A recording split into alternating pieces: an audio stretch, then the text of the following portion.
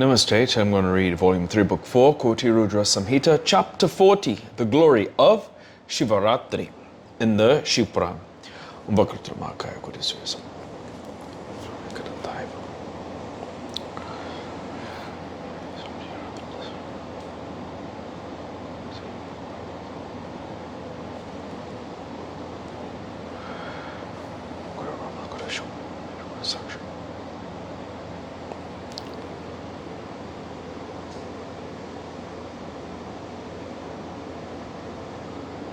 Hariom Tat Sat.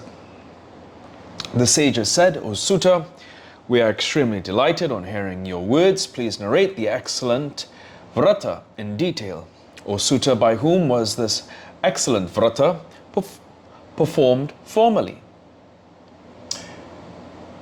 Was an excellent benefit derived by performing it without full knowledge? Sutta said, may this be heard, O sages. I shall narrate the ancient story of the hunter, which destroys all sins. Formerly, there was a hunter in the forest, Guru Druha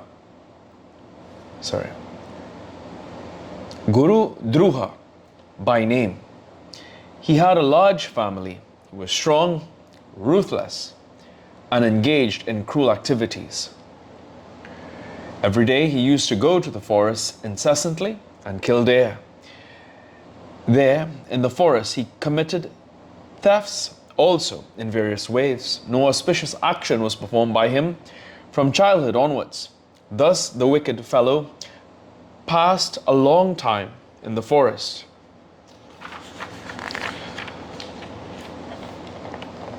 Once, it was a Shivaratri day, but the wicked hunter, staying in the great forest, did not know that.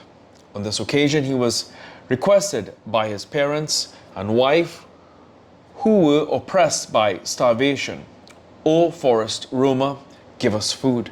Thus requested, he took up his bow and started immediately for hunting deer. He roamed here and there in the forest. Due to adverse fate, no game was secured by him. The sun too had set, and he was greatly distressed. What shall I do? Where shall I go? Nothing has been obtained by me. What will happen to my parents and my children at home? Then there is my wife too. What will happen to her? I must go home only with something in my hand. It is impossible to face them empty-handed. Thinking thus, the hunter went near a pond. He stood near the path leading to water. Some animal is sure to come here. I shall kill it and go home with pleasure. My purpose will be served fully. Thinking thus, the hunter climbed up a bilva tree, taking some water with him. He sat on its branch. With hunger and thirst oppressing him, he waited and thought, when will some animal come here? When shall I kill it? During the first part of the night, a thirsty hind came there, springing and jumping timidly. On seeing it, he was much delighted. He fixed an arrow to his bow immediately in order to kill it. When he did this, some water that he had with him got spilt, and a few leaves of the bilva tree fell down. There was a phallic idol of Shiva beneath the tree. Hence, this became his worship for the first part of the night. As a result of this, his sin was dissolved. On hearing the noise, the hind became frightened. It was much distressed on seeing the hunter. It spoke thus, please speak truth before me. On hearing the words of the hind, the hunter said, The hind said, O hunter, what is it that you propose to do? Please speak truth before me. On hearing the words of the hind, the hunter said, my family is starving today. I shall satisfy their hunger by killing you. On hearing these terrible words and seeing that ruthless knave, the hind thought, what shall I do? Where shall I go? Well, I shall use a trick. Thinking thus, the hind spoke. The hind said, there is no doubt that I am blessed. You will be happy with my flesh. What greater merit can I have through this body, which is in every respect harmful? It is impossible to expiate on the merit of a person who helps others, even if we take 100 years. But all my infant fawns are in the hermitage. I shall entrust them to the care of my sister and husband and return. O forest roamer, do not take my words to be lies. Undoubtedly, I will come again to you. The earth stays steady through truth. The ocean is steady through truth. The water flows steady through truth. Everything is founded on truth. Suta said, when the hunter did not accept its proposal, even after being implored thus, the bewildered and frightened hind spoke again. The hind said, O hunter, listen, I shall explain. I take this vow. After going home, if I do not return to you, let me be smeared with the sin that these people have, viz. A Brahmin who sells the Vedas, one who does not offer Sunday prayers, women who transgress the commands of their husbands and do various rites, an ungrateful person, a person who is adverse to Shiva, a person who ill-treats others, who violates virtue, a person committing breach of trust, and a person who deceives others. When the hind made these promises, the hunter believed it and said, Go home. The delighted hind drank water and went to its hermitage. By that time, the first part of the night came to a close, and the hunter did not have a wink of sleep. The sister of the hind, not able to see it, and so distressed, came there in search of that hind. It too was thirsty. On seeing the hind, the Bhila drew the bow and was about to shoot the arrow. As before, water and bilva leaves fell on Shiva. Incidentally, it became the worship of the second part of the night. It was pleasing to the hunter. The hind asked, O forest roamer, what are you doing? After seeing him, the hunter replied as before. On hearing it, the hind said again, O hunter, listen, I am blessed. My life is fruitful. A service can be rendered through this evanescent body. But my fawns, young ones, are in the house. I shall entrust them to the care of my husband and come again. The hunter said, I do not agree to what you say. Undoubtedly, I am going to kill you. On hearing that, the hind said, on the oath of Shiva. The hind said, O hunter, listen, I shall explain. If a person breaks his words, he forfeits his merits. If I do not return, let me be smeared with the sin that accrues to such people who forsake their legally wedded wife and cohabit with another, who transgress the Vedic virtue and follow an imaginary and fictitious cult, who profess to be devoted to Vishnu and censure Shiva, who perform the Kasayaha rites of their parents on a Sunyatiti day, and who add insult to injury. Suta said, implored by the hind, the hunter said to the hind, Go. It drank water and delightedly went away to its hermitage. By that time, the second part of the night too came to a close, without a wink of sleep to the hunter. When the third part arrived, the stag, who was bewildered by the delay caused by the hind, came there in search of it. The hunter saw it standing on the path leading to water. On seeing the stout stag, the hunter was delighted. He fixed the arrow to the bow and was about to kill it. Oh dear, while he attempted to do this, a few bilva leaves fell on Shiva as a result of his parabdha. In view of this, the worship of the third part of the night became realized due to his good fortune. Shiva's merciful nature was evident in this. On hearing the noise, the stag asked, What are you doing? The hunter replied, I am going to kill you for the sake of my family. On hearing this, the stag was delighted in his mind. Immediately he spoke to the hunter. The stag said, I am blessed that I am well nourished and enough to satisfy your needs. Of a person, everything is useless if his body is of no avail. If a person does not help others, though he is capable of it, all his efficiency in vain. He will fall into hell after death. But I must entrust my young ones to the care of their mother. I shall console them and return again. Thus requested, the hunter was much surprised in his mind. With his heap of sins destroyed, and with a purified mind, he spoke these words. The hunter said, O stag, every animal that came here has gone, after promising in the manner that you have done now. Then they have not yet come. You two are in distress now and want to go under a false pretext.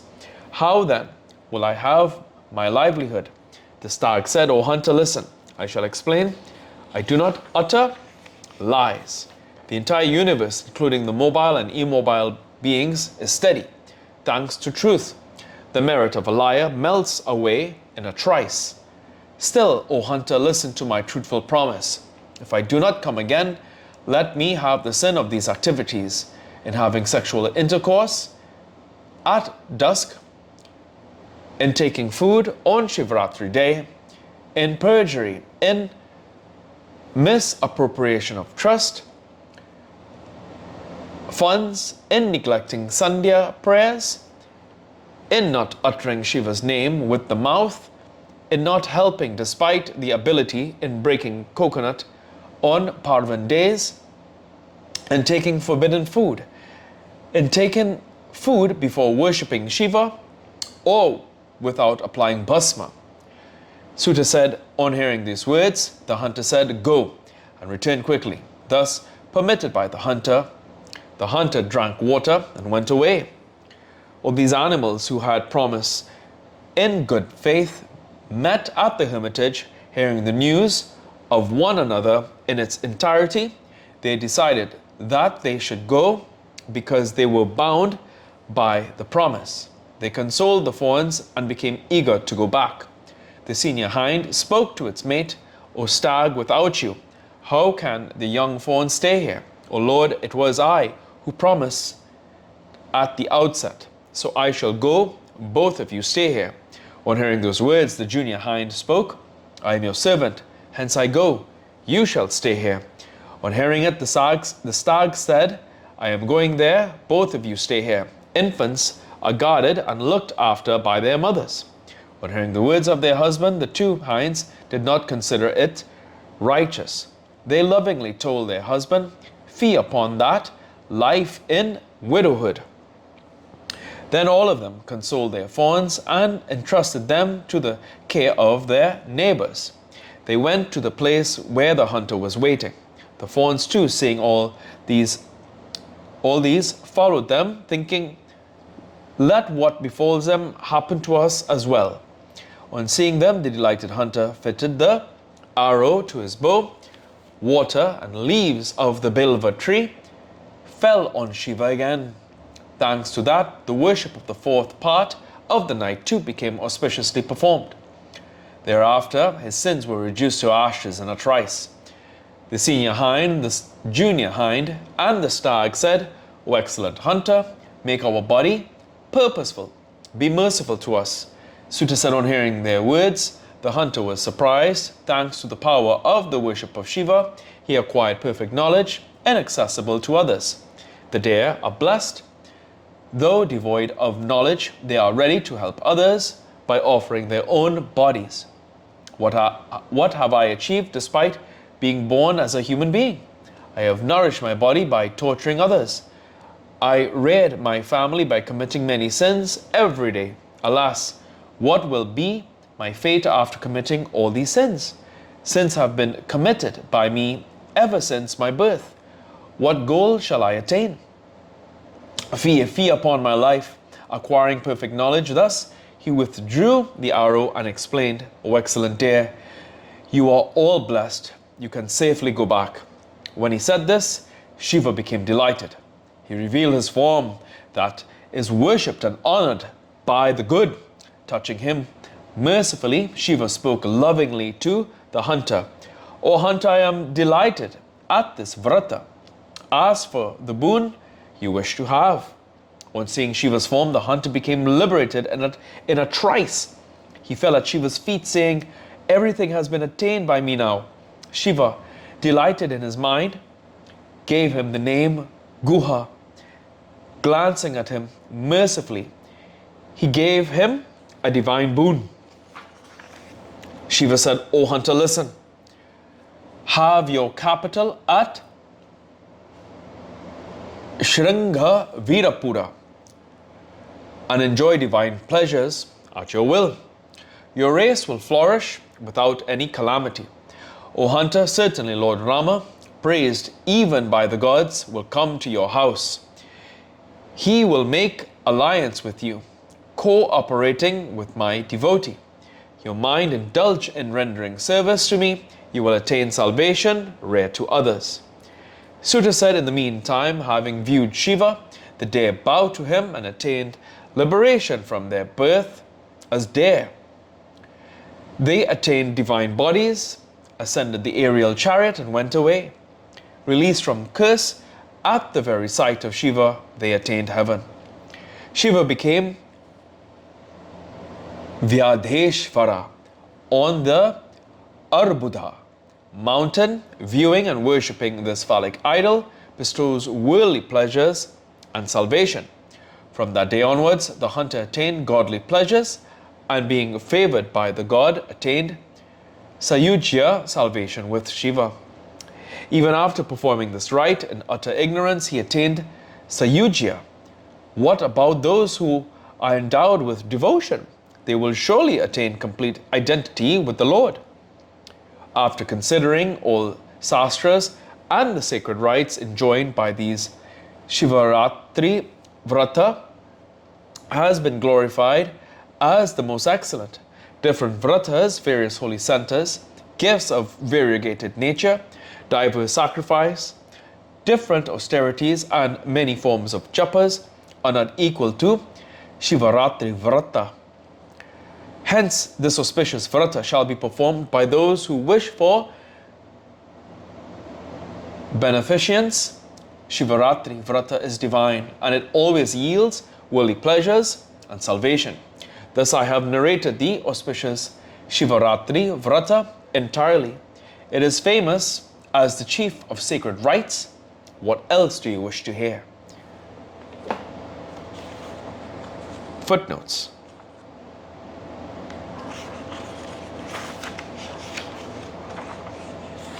(194) The story of the cruel hunter and his change of heart for the better is found with minor variations in details in the Padma Purana also.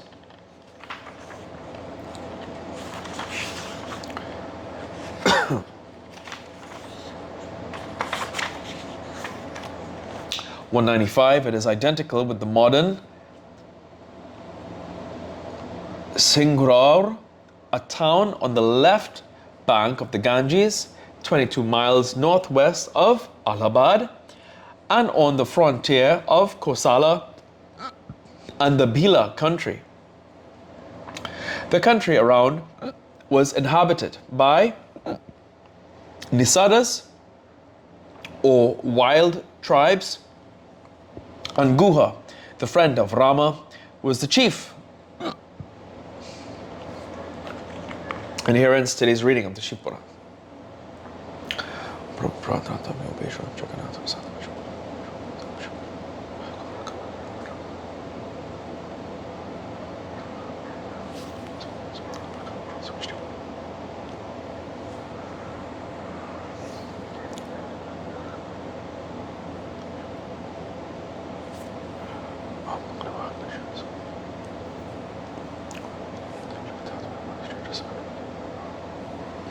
Hari Om Tat Sat.